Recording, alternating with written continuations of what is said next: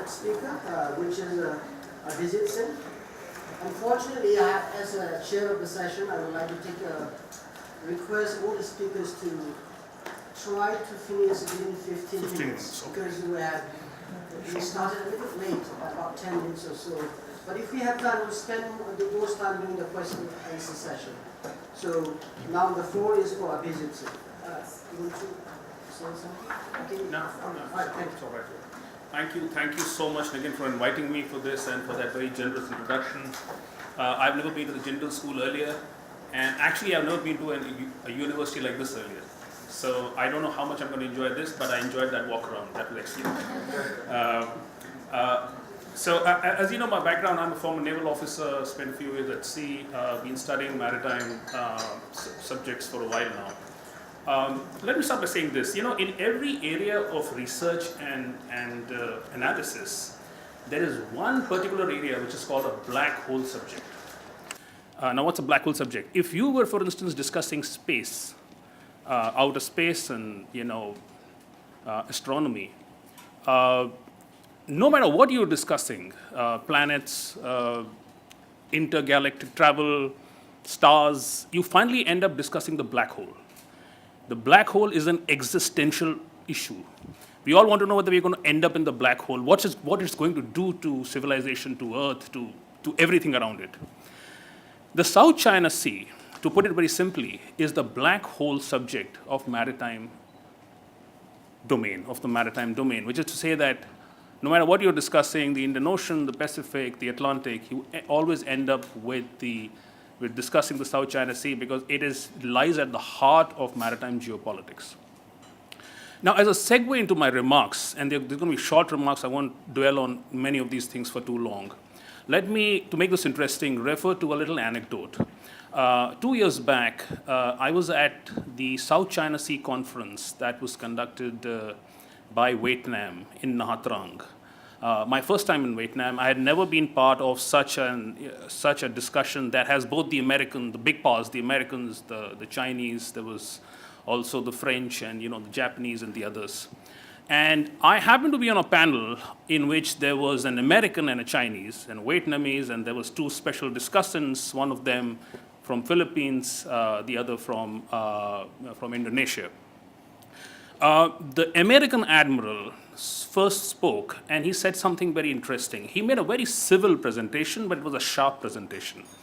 And he pointed out that China actually had got this whole arbitral tribunal thing wrong. He didn't say it in as many words, he was very polite.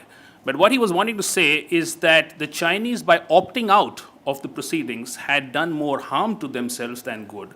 Because look, he said, this arbitral tribunal, and for those of you that don't know what I'm talking about, in 2013, the Philippines took China to court, the Maritime Court, to say that their activities within their EEZs were a violation of the law. But as the American admiral explained, the Philippines did not raise any questions about the disputes per se. What the Philippines had asked for was a clarification. And the clarification essentially on 3 counts, something Professor Soran has already spoken about, but let me just say this. The Philippines was interested from getting a clarification from the court whether the 9-dash line that China always keeps talking about is a valid means of staking a historical claim in the South China Sea. Simply a clarification. The second, the Philippines wanted to know from the court whether these features within the Spratlys can be termed as islands. And the reason it wanted to know that if they were islands, then they generated a territorial sea and they generated an EEZ, which is an exclusive economic zone for those of you that don't follow the maritime discourse. And the third thing that the Philippines wanted to know is whether China's activities within that EEZ, their own Philippines EEZ close to Scarborough Shoal, amounted to a violation because it was simply detrimental to the maritime health, to the health of marine life there. And on all 3 counts, the court had ruled in favor of Philippines and against China, but there was no mention at all of a territorial dispute. Now, this was smart strategy on the part of the Philippines because as per the law, You cannot take another party to court if it is a territorial dispute. The court is not authorized to adjudicate on a matter in which you bring up a sovereignty or a territorial dispute, so China should have joined. Now, what was very interesting for me is that when the Chinese academic responded, he responded with a barely concealed contempt. Not contempt for the American, but a contempt for Philippines. And he said that this is a legal ambush. It is perfidy. We have been betrayed by the Philippines because we were supposed to sort this matter out under the DOC. Now, the DOC is an internal, for those of you that follow, is an internal declaration of the conduct of parties. It has no legal teeth. It has no legal bearing, but the Chinese were insisting that we go as. Now, no one opposed it. The Philippines were almost embarrassed that they had taken China to court. The Indonesians did not choose to speak on the matter at all. They were speaking about the maritime fulcrum tactics, or the maritime fulcrum strategy that President Joko Widodo has come up with. Nobody addressed the question head on.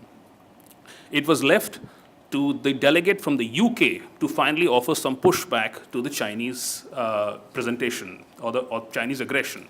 I came away with three distinct impressions. First, the South China Sea is not just about the disputes that's happening. It's not even about the resources which is there. For China, it is a question of Chinese identity. This goes down to a very deep-seated chauvinism within China.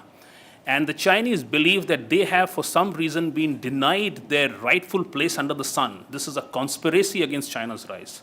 And when you're dealing with such a state or with a partner that holds such views, it's very difficult to have an honest-to-goodness conversation. That was my first takeaway. My second takeaway was that this discourse on the South China Sea is essentially being mediated by just two players, China and the US. The rest of us actually are just onlookers. We are on the sides, our opinions don't matter, but the real problem is that we are being forced to take sides. And there is a price to pay, as China has made it known, on those actors that choose not to take sides. And therefore, you're one side or the other. Either you support the US or you support China, but if you stay in the middle, you actually earn the ire of both sides. My third takeaway was that under pressure from China, what these small states are resorting to as a counter strategy is not so much, and I'm assuming here that a lot of you sitting here know international relations, and you always learn about balancing and bandwagoning. The rest of the smaller states within the South China Sea are not doing so much balancing and bandwagoning. What they're doing is strategic hedging.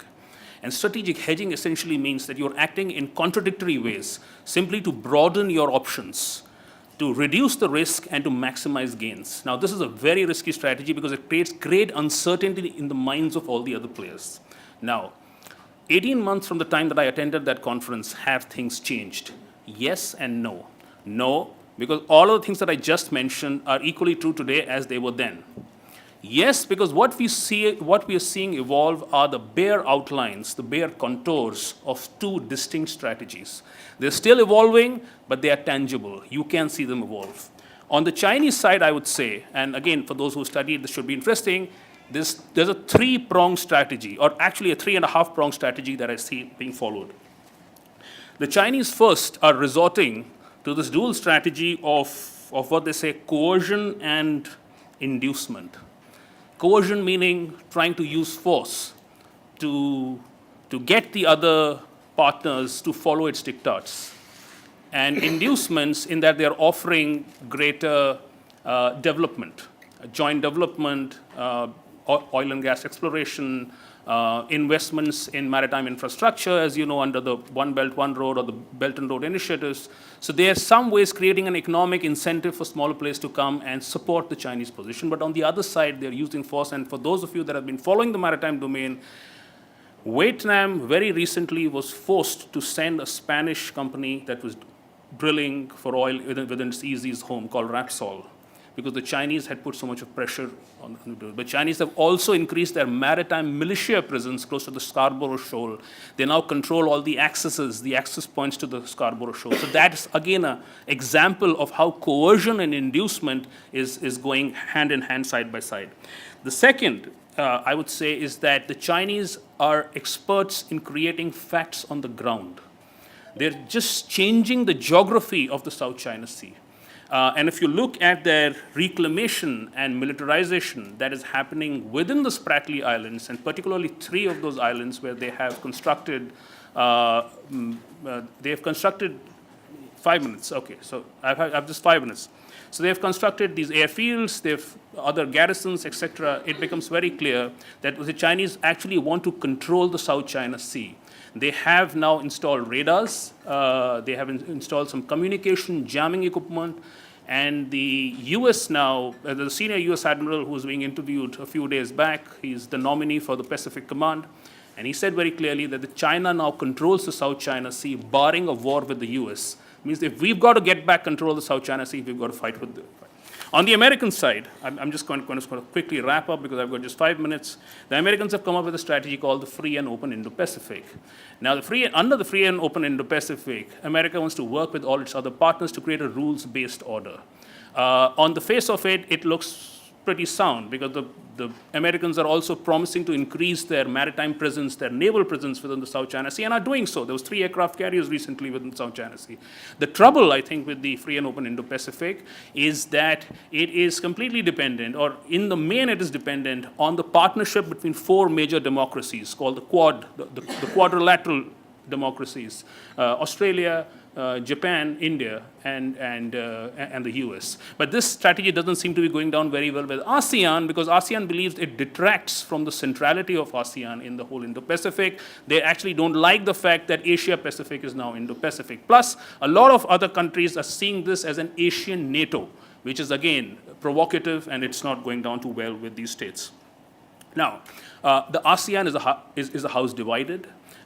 It does play a part in these big power rivalries, but look at the way in which President Duterte, that again Professor Swaran spoke about, has actually been compromised and cultivated by China, to the extent that the Filipino president now is almost a front man for China and Chinese interests.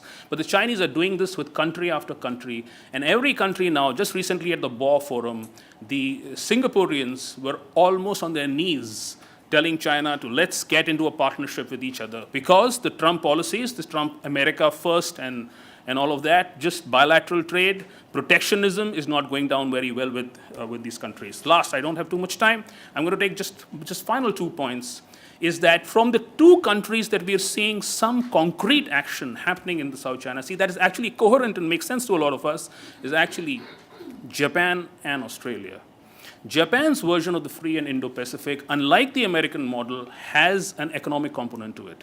The Japanese are insisting on infrastructure building. They're doing a lot of work with India and other ASEAN partners within there. They're insisting on development and other areas where there can be an economic benefit for all sides.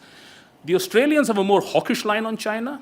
They have increased their presence within the South China Sea, but at the same time, the Australians also want a sort of an alliance with ASEAN in which they can build infrastructure together. And that, for an Indian onlooker, for an Indian observer, is a positive development. Finally, what is India's take on this matter? I believe we are more aware of what is happening in the region. We're more informed of the South China Sea, but really we are proactive fence-sitters. We are still on the fence, but we are speaking in a loud voice, more voluble, more visible. But we're really, for all practical purposes, still on the fence. We still talk about freedom of navigation, freedom of overflight, other things, peaceful resolution of the disputes. But I don't think we are at any point thinking of getting involved into the disputes. My recommendation, if I have 1 more minute, would be for India to understand that the competing interests between the various players is making this great power rivalry in the South China Sea more fraught. And if India does not take a firm stand on these matters, we will be left by the wayside. During the recent ASEAN-India summit, ASEAN leaders said so much to the Indian side that infrastructure building, integration, connectivity is fine, but we want you to take a harder stand on what's happening in the South China Sea, Chinese aggression in the region. I think we've got to stop being fence-sitters and play a role, but we have to understand that whichever way you mediate this whole dispute, ultimately you've got to look for what is in English called a modus vivendi, which is to look for a way of working with all sides. We are open to working with China. The Chinese have got to stop this open aggression, and unless we don't make our presence felt on the world stage, on the ASEAN stage, I don't think we're going to make much progress. Thank you. Though for those of you who have not got a chance to look at the program, the first speaker, Professor Swaransi, was talking on a topic 2016 arbitration ruling and the ramifications. And Abhijit Singh was talking on a topic, great power rivalry in the South China Sea. So, as I have been saying to my students, whenever we talk about South China Sea disputes, you cannot avoid talking, there is always overlapping issues. So if you listen to all speakers, some of them will touch upon the same issue because that's the nature of the conflict or the nature of the complexity. So having said that, now I would like to invite my friend Dr. Uday Bhanu Singh from IDSA. He is going to talk about ASEAN perspective on the South China Sea disputes.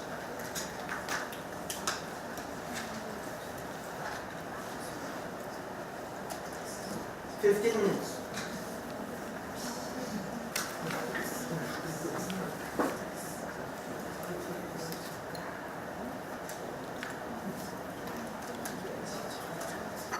First of all, I would like to thank Dr. Kipgen and OP Jindal University for inviting me here. This is my first visit to this university, and it's been a pleasure to see this university coming up. I have a control?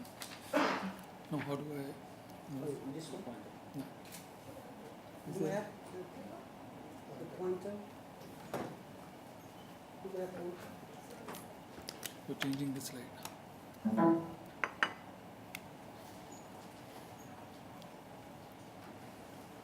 Okay. Does it work? Yeah.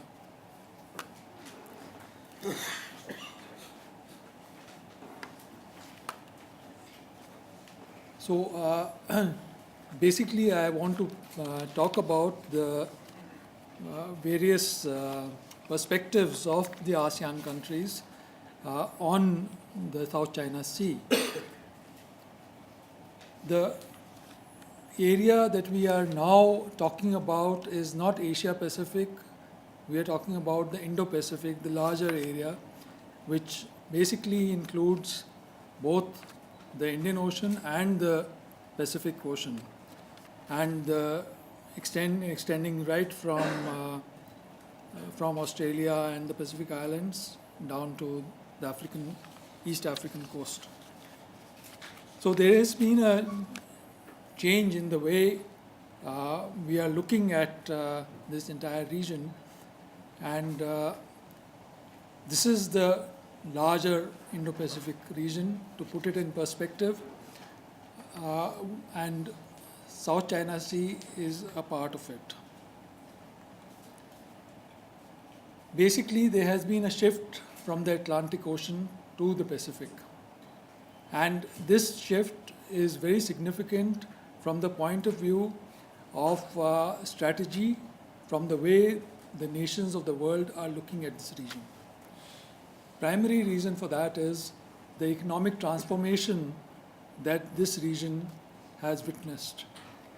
The countries of this region are leaders of economic transformation, and there has been a lot of development taking place, from the tiger economies that was mentioned earlier to China rising, and also India rising. All this has led to its impact on the maritime domain. There has been an impact on the maritime domain because when you have economies developing in this region, whether it is ASEAN, whether it is East Asia, the economic development leads to some kind of a pressure on the maritime domain. That means you require slocks which are free and you can travel from one point to another easily, and it promotes transportation, free and easy transportation. And also the energy routes are located in this area, and that also needs to be ensured. This has led to arterial forms of shipping. There are certain choke points which can be a problem for area of concern for the countries of the region. So nations, particularly the more advanced nations like China, are very conscious that these choke points don't become a problem for their maritime domain. And therefore, they are looking at various alternatives in case there is a blockage of trade routes in the sea. And that is why you come across such proposals like the Kra Canal across Thailand, how to avoid the Malacca dilemma in case the Malacca Straits are blocked. That is one of the main concerns of China, and you have China looking at a route through Myanmar to the Indian Ocean, so that some of its areas which are landlocked can have access not only to the South China Sea but to the Indian Ocean. So this is the way the Indo-Pacific has been developing in the region and affecting the maritime domain. Now, as far as the South China Sea is concerned, we find that the situation has been both complex and simple. It is complex primarily because of the multiple disputes that are taking place in this region between China on the one hand, Taiwan, Vietnam, Philippines, Malaysia, Brunei, and Indonesia as the countries which are involved in the maritime disputes in the South China Sea. The simplicity lies in the fact that only one claimant, which is China, which is doing the primary job of regional primacy. It is China which is going to dominate this region, and it is moving in that direction. Whereas the others are only protecting their claims. Whatever claims they have in the South China Sea, they are trying to maintain the status quo. Whereas China is claiming almost 90%, as the previous speakers have spoken, 90% of the South China Sea. Now, the significance of this region, the South China Sea, is that slocks account for half of global ship tonnage in this area. Third of global crude oil passes through it. Half of global LNG trade passes through the South China Sea. In fact, even coal from Australia and Indonesia are routed through this region. Asian countries, because they have become factories for the world, are using the maritime domain for all their transport. In fact, maritime transport has become the cheapest available source for transporting finished products, and also, of course, the natural resources. Oil and gas reserves pass through this area. And oil and gas reserves, in fact, underneath the surface of the South China Sea is what the nations of this world have their eyes on. And of course, as you know, keeping in mind the food security, the fisheries potential of this region makes South China Sea very important. Now, if you look at the South China Sea situation as a whole, unresolved maritime disputes make this region important. Uncertainty about the freedom of navigation, that is a concern of the less powerful nations. And if you look at the history of these disputes, in 1992, ASEAN as an organization tried to solve some of these problems by adopting the declaration on the South China Sea. And the objective of this was to urge self-restraint by all parties.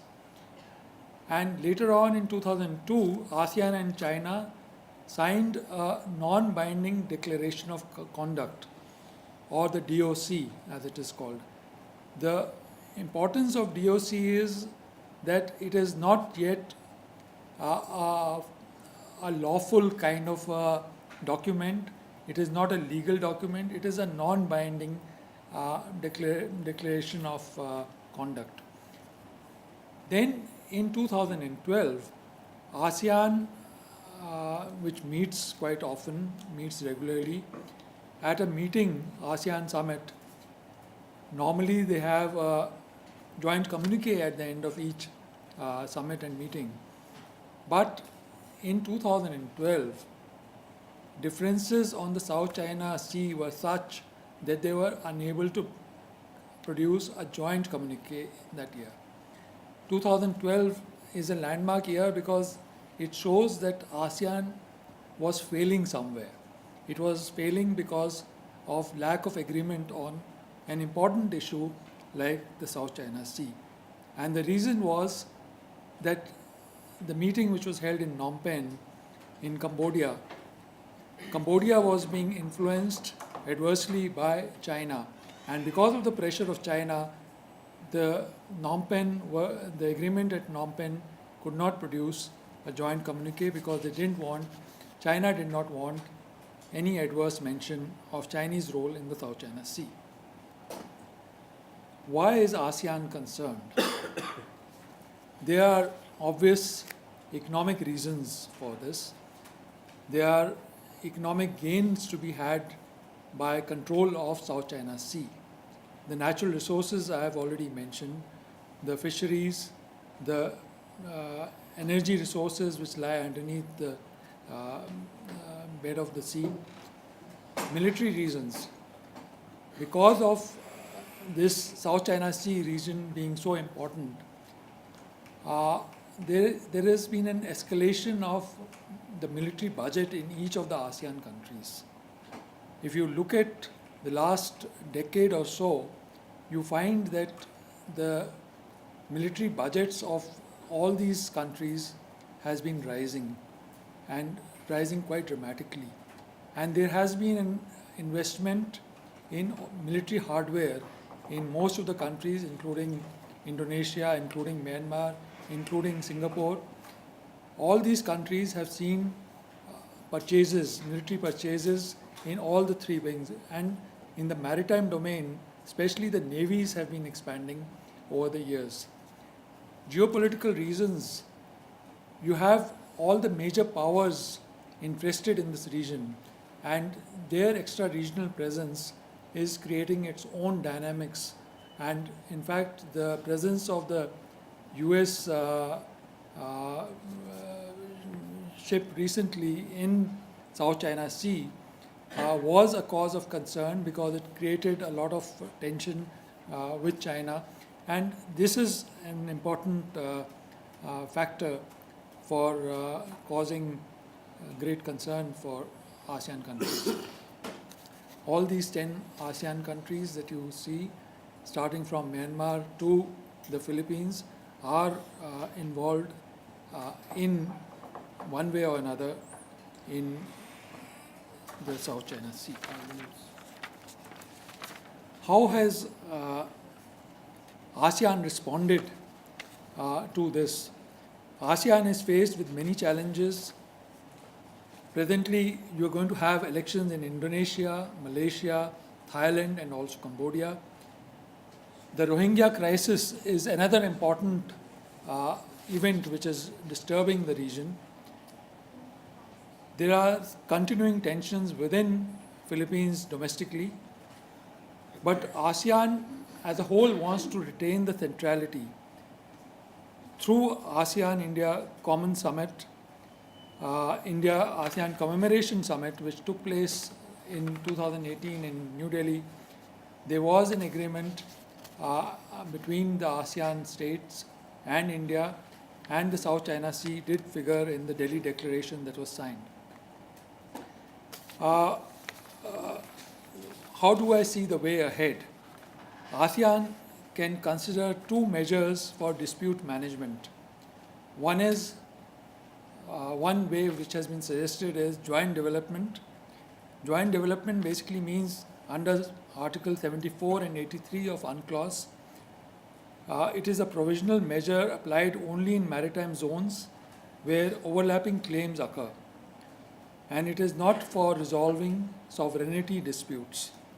For instance, between Vietnam and Malaysia in 1992 in the Gulf of Thailand, and between Vietnam and China on joint fisheries zone in the Gulf of Tonkin. China, however, has been using joint development to get recognition to its sovereignty claims and rejects arbitration ruling, which Professor Swaran Singh has mentioned and earlier has been mentioned. Code of conduct is another way of solving this problem, and we are moving towards that.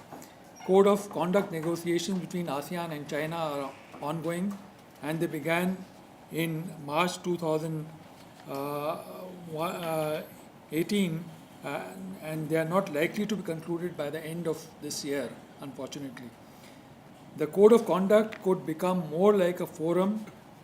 That is the danger, that the code of conduct, instead of becoming a binding kind of thing, it may just become another place to talk about, a channel of communication, than a strong measure in practice.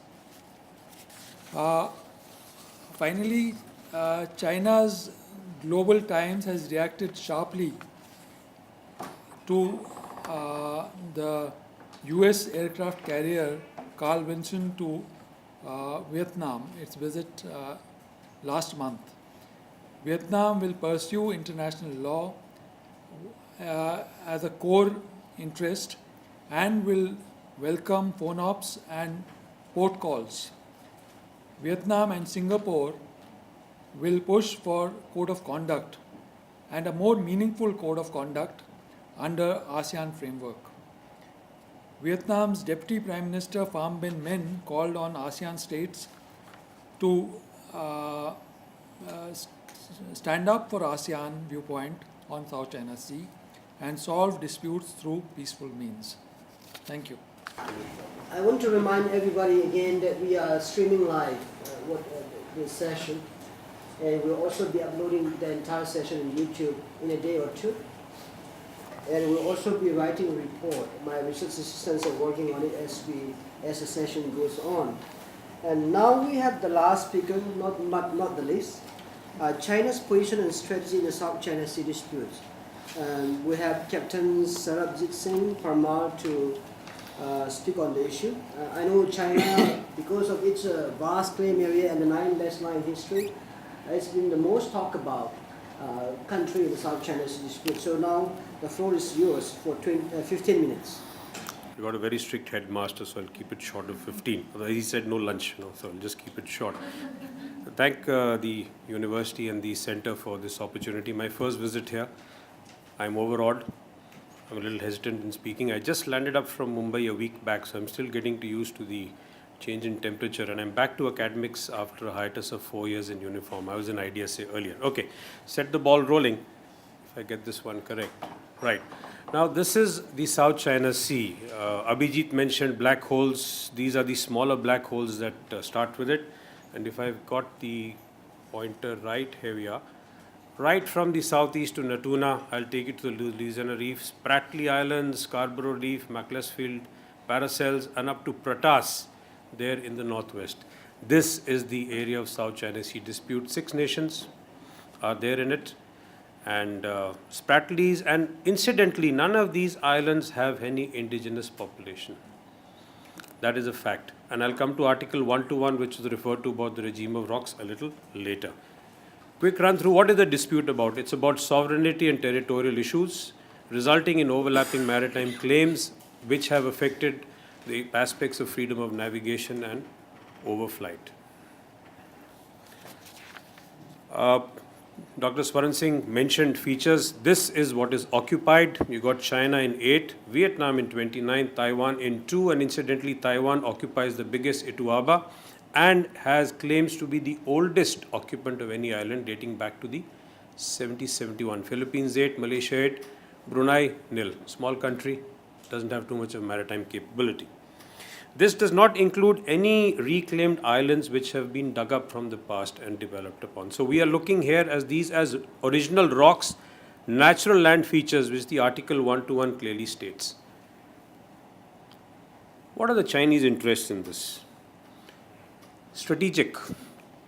You get a buffer to the mainland. What is the biggest fear? That they will not be able to thwart an invasion if it takes place, or if the US comes too close to their allies. So they want a buffer to the mainland, so they're pushing outwards.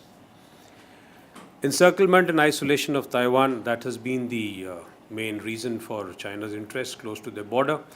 Plus the South China Sea gives an excellent training ground for their developing maritime capabilities and military capabilities, and also offers a springboard for power projection beyond the first island chain. These are the basic Chinese strategic interests. Energy and trade as resources has already been covered. Just to give you the gas figures, what Dr. Swaran Singh mentioned, this almost equals the reserves of Qatar, which has got the largest gas reserve if they are approved. And sea lines of communication are there. Essentially, India's sea lines of communication also transit to there, our trade comes through there.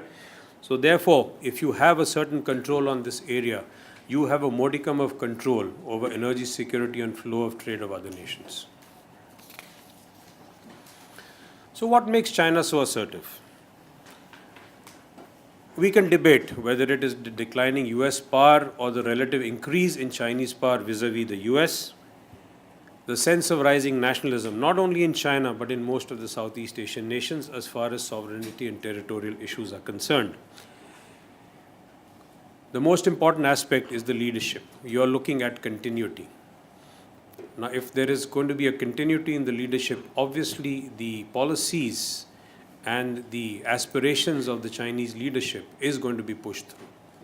And that is what I think is going to happen. So we're going to have a fun time in the South China Sea. Let's see how it works out. A weak ASEAN. My colleague Uday has already covered it. A lot of arm twisting. There's a lack of consensus in the code of conduct.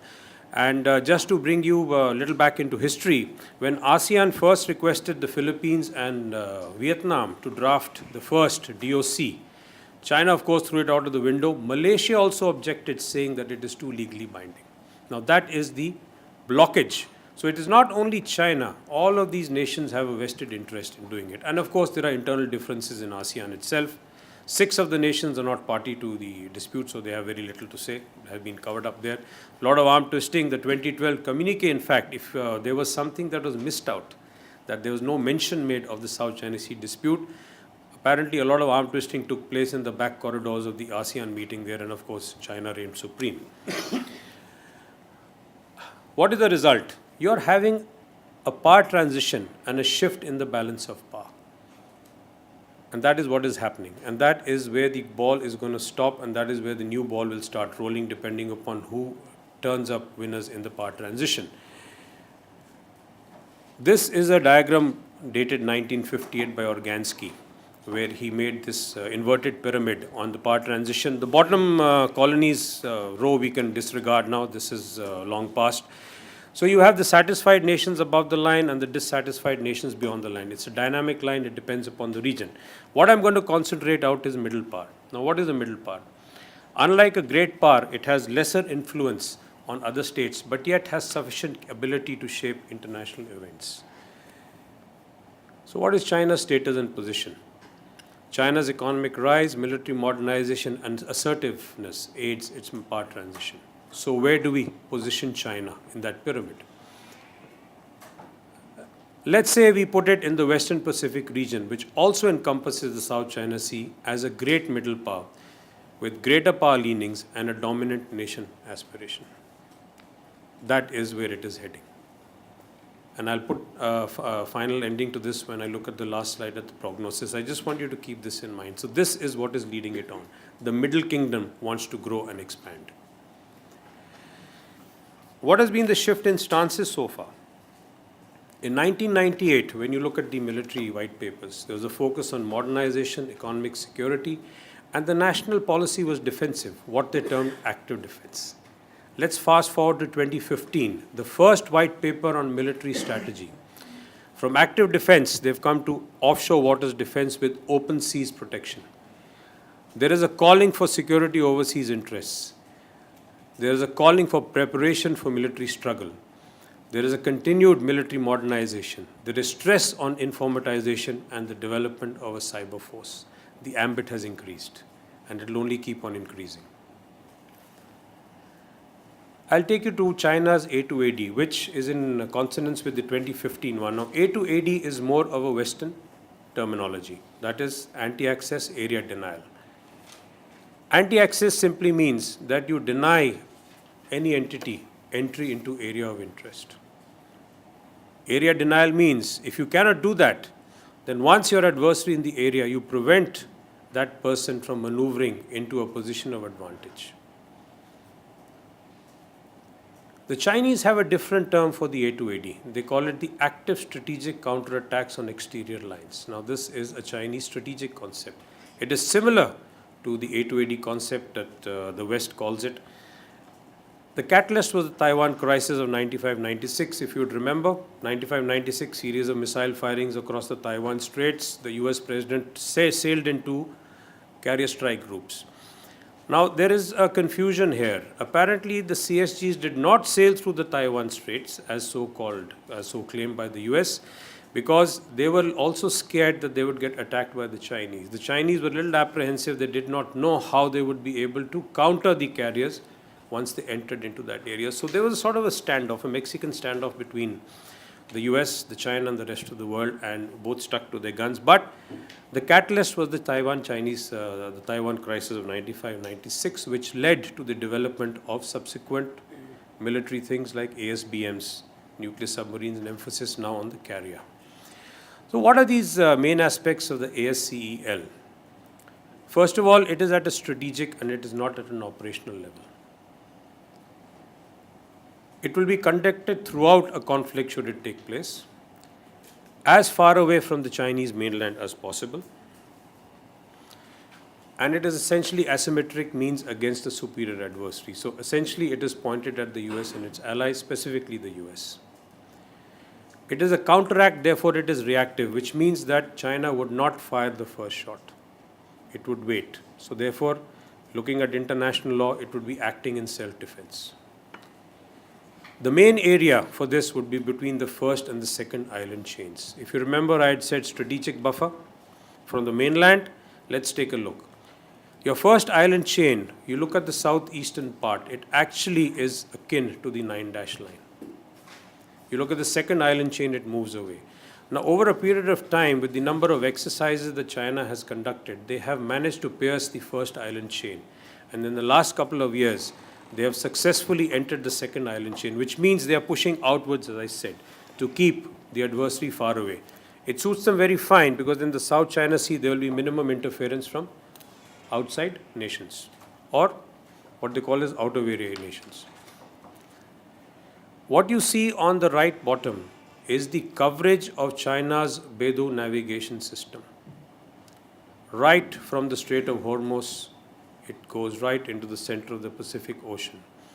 And I wouldn't hazard to guess that their military satellites would have a similar coverage, which means anything that happens in the Indo-Pacific is covered. So they have a good picture of what's happening. So this area, as I said, if you move outwards to the second island chain, is ideal for thwarting any interference in the South China Sea area. Main components are the anti-ship ballistic missile. Main targets are the US carriers. Land attack missiles, again the main targets are the airfields of the US and its allies. And at sea would be ships, aircraft, submarines, assisted by space-based assets, as I've just explained on that small picture there. And land and sea-based sensors, which they are developing over the various islands they are covering. Now, after the arbitration tribunal, China apparently has changed tack and has come to a 4 Sha claim. Now, Sha in Mandarin means sand. And before we go ahead, I'll just put one thing, that UNCLOS was established with due regard for the sovereignty of all states. The question on sovereignty territory issues that came out here, so this will maybe clarify that. This sentence is from the 4th para of the preamble of UNCLOS. More interestingly, it is a generally accepted principle of international law that sovereignty over land is the basis for determining maritime rights. You look at various ICJ judgments, they all point to it, including spanning from South America to Europe. So after the arbitration case, the Chinese apparently had a closed-door meeting with the Americans, and they have a four-sha claim where they are seeking sovereignty over 4 island groups, Pratas, Paracels, Spratly, and Macclesfield. And this is based on their law on the territorial sea and contiguous zone dated 1992. And they could claim straight baselines for generating territorial seas. I'll throw in a new terminology here, lawfare. What is lawfare? It's a mixture of law and warfare. Essentially, it's a US creation 2009 strategy of using or misusing law as a substitute for the traditional military means to achieve an operational objective. Interestingly, it was mentioned in a book written by 2 colonels of the PLA in 1999. You can also extend it to achieve your strategic objectives. How do the Chinese do it? Look at certain UNCLOS declarations the Chinese made on ratification of UNCLOS, reaffirming its sovereignty over all its archipelagos, islands, etc., based on the 92 law. This was upon ratification of UNCLOS. Secondly, the provisions of the UNCLOS concerning innocent passage through the territorial sea shall not prejudice the right of a coastal state to request in advance notification. Nothing surprised about it. We have the same sort of language in our MZI Act of 1976, in which we seek prior approval. We're on the same page as the Chinese are concerned on a lot of these issues. Chinese regulations for mandating spatry fisheries product. They defined the waters in the 9-dash line south of 12 degrees latitude as Spratly Islands, and therefore issued licenses for fishing anywhere in these waters, which led to standoffs with the various nations, especially Philippines. The 2012 Hainan Maritime regulations applicable to ships entering waters illegally, specifically territorial waters, which essentially meant that if you did not take permission, you are illegal. And it catered for action to be taken on 6 occasions. You can look through this act, it's our regulations, it's given in that. They also proposed changes to the 84 Maritime Safety Law. From 53 articles, they wanted it increased to 134, delineating of various zones, including forbidden zones and areas of military use, which means that you're restricting the sea area, which comes to the area denial part, and reiterates requirement for permission for foreign military vessels prior entering China's territorial seas. What we also see is the frequently challenging of warships and military aircraft. Last Friday, they challenged 3 Australian naval ships en route to Vietnam. So that is a continuous affair. A little on the force levels. This is what I've got from the military balance of 2018. This is what they can put into force in the South China Sea and beyond. They have built 83 ships in 8 years. There has been a reduction in numbers, but an increase in tonnage, which essentially means they are taking out old ships, but bringing in long endurance ships, which means the staying power at sea is much more. These are supported by tankers and possible refueling facilities at reclaimed islands. Therefore, they can deploy sufficient assets in the South China Sea and up to the second island chain with adequate support. They are in the Indian Ocean region already with their anti-piracy escort forces, so they're expanding. Additionally, the placement of the Coast Guard recently under military controls gives more flexibility for planned operations in distant areas, which means you hand over the constabulary duties to the Coast Guard under military control and let your naval ships move out. I love this map for the simple reason is that let's assume for once that the Paracel Islands dispute is over with. If you were to give these 4 islands of Spratly, Thitu, Ituaba, and Scarborough Reef their full maritime zones, you will have no high seas in the South China Sea. But since the arbitration tribunal has said that these are all rocks and therefore cannot generate an EZ, limiting it to territorial seas and contiguous zones, those circles get reduced along those pock marks. Therefore, when you enter the South China Sea, it's going to be like walking over sharp pebbles barefoot, and navigation will become a problem. And that is where the challenging part and the maritime jurisdictional issues of China come up. What is the prognosis? China's national strategic goal is realization of the Chinese dream for achieving the great rejuvenation of the Chinese nation, straight from the 2015 military strategy paper. Start point is emergence of China as a dominant nation in the region in lieu of the US. So go back to the power transition issue. Continue the military modernization, Continue PLA reforms, which is more emphasis on joint operations. Theatre commands have come in. Let's see how they progress. Enhance the global maritime footprint, while not forgetting to maintain an aggressive maritime posture based on its claims of sovereignty, interpretation of the international law. I finished. Thank you.